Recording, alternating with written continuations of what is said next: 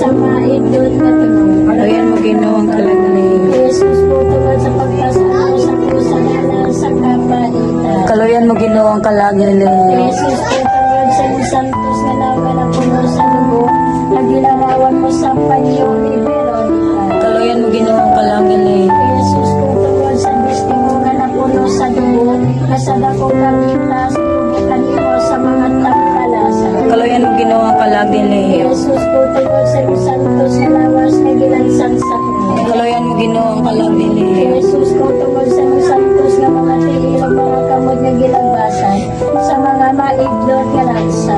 Kaloyan mo Ginoo ang kalagaling.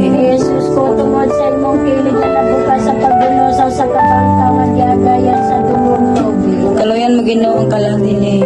Pagulang na dahil ihatag mo nga to sa kalang ni Elio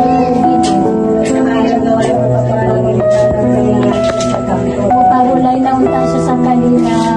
Kaya samahan sa anak ko sa Diyos Espiritu Santo. Ano sinugdan ko sa Ginoo sa Mahal na mga ka sa mga langit, pagday ko lang imunganan.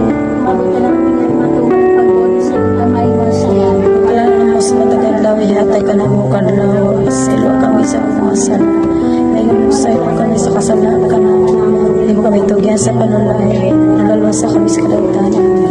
Magimaya ka Maria na puno ka sa grasya ang Ginoong Diyos manaakan nimo.